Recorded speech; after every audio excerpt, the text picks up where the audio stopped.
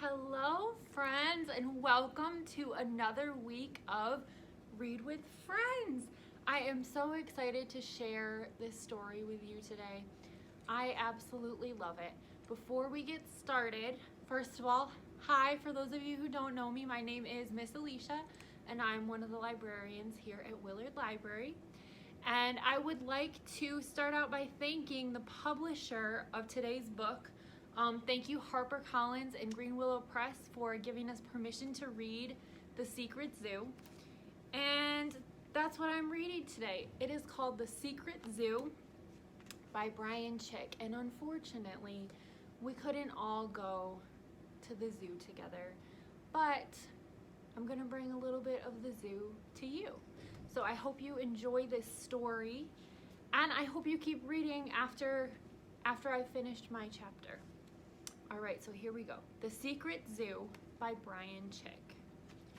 Prelude, The Discovery of a Secret, July 18. Megan raced across her backyard to the tree fort.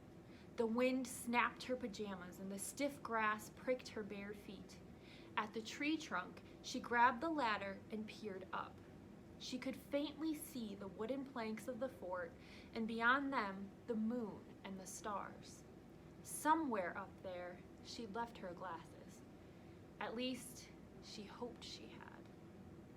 She climbed the long ladder and crawled into the fort.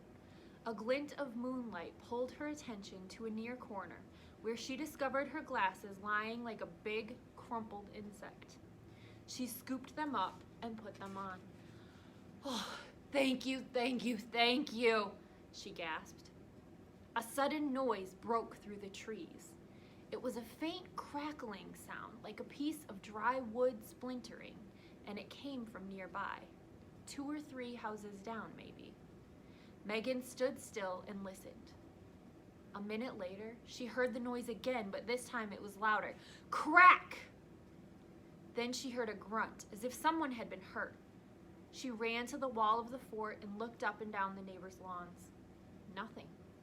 The dark landscape was creepy. She whistled and called her next-door neighbor's dog. "Patches, is that you? Are you?" She heard the noise again. Crack! Then a thump, a thud, and another grunt.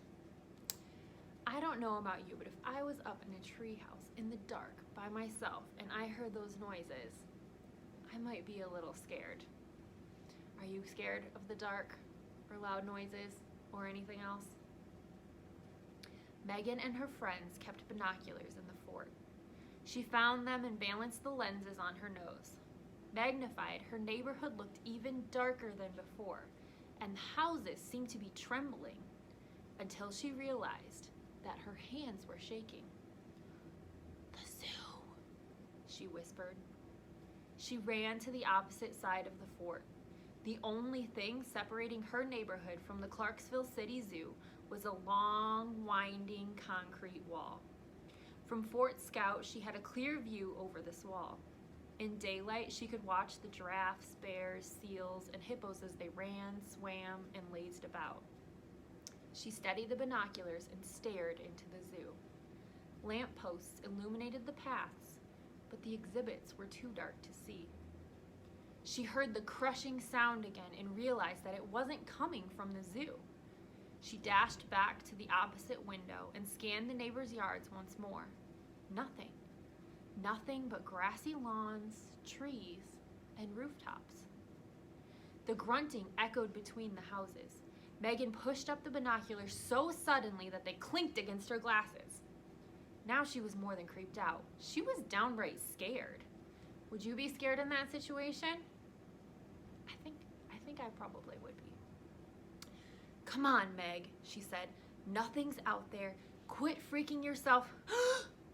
She gasped.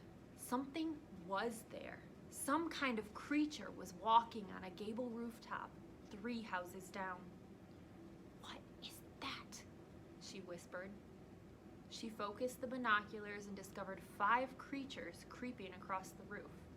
What do you think they are? What would be creeping across a roof?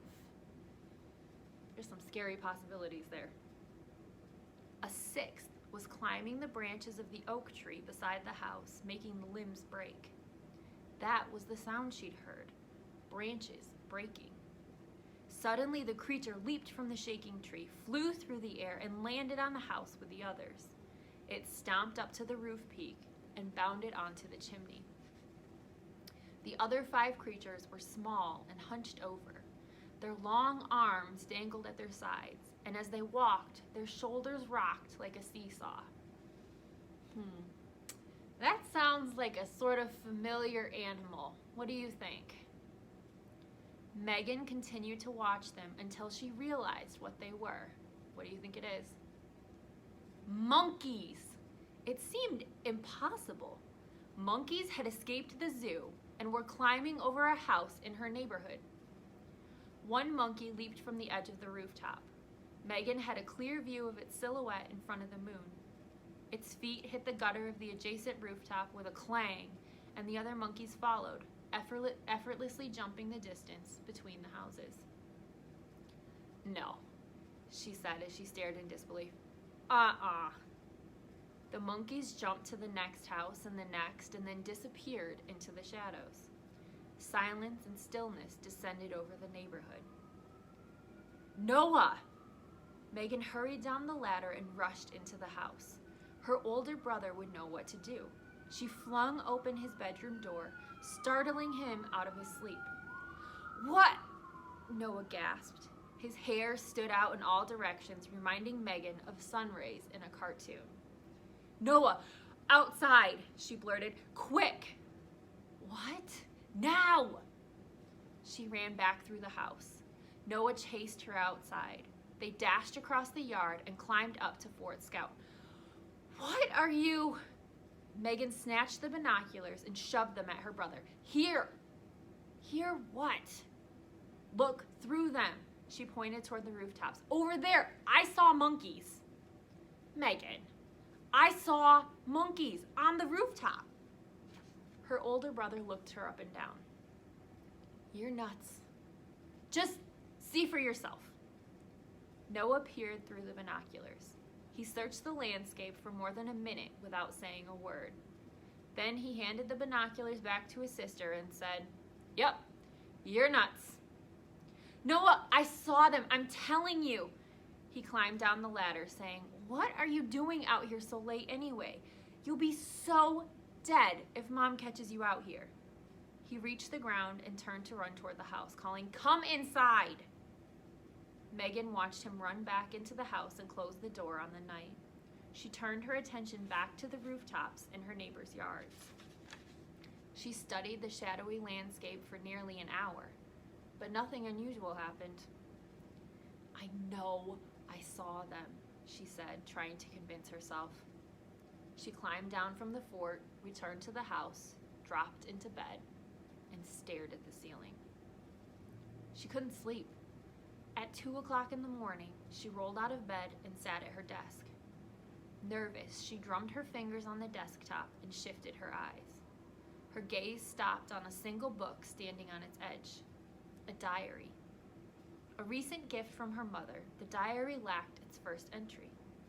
Megan snatched it up and opened to the first page. The binding was so stiff that she had to press the cover down before it would lie flat. She stared at the page. It was ridiculously colorful. Red paper with purple lines and blue stars in the corners. Do any of you keep a diary? What do you write in it? Would you write about the zoo? In class, she'd learned about brainstorming, scribbling down ideas as quickly as possible.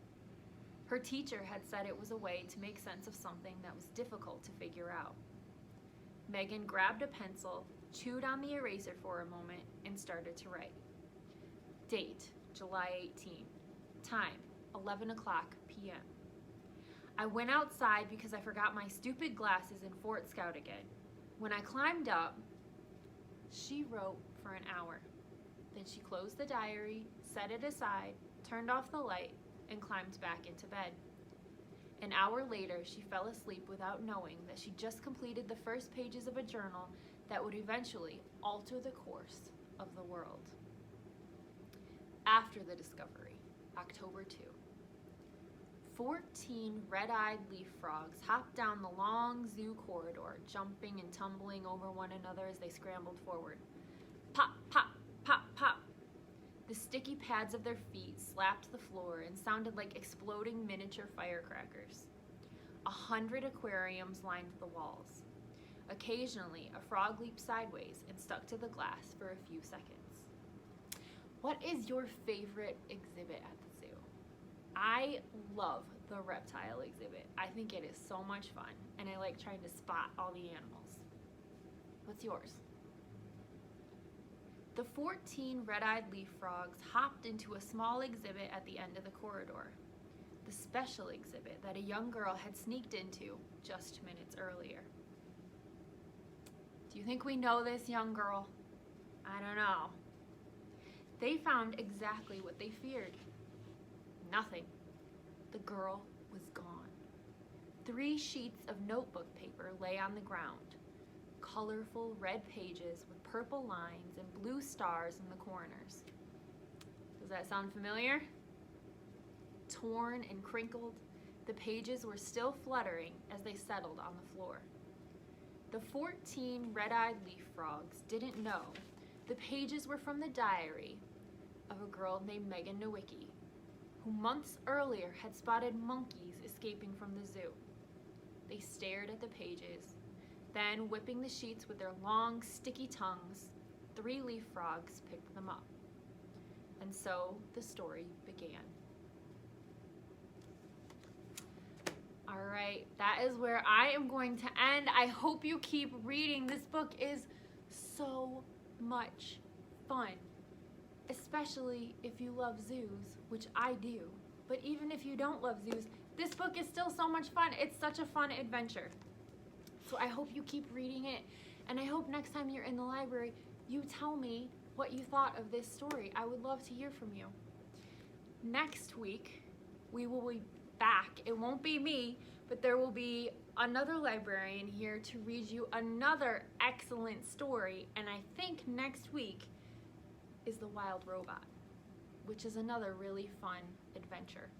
So I hope you tune in next week, and I hope you have a fantastic summer, and I will see you soon. Bye, friends.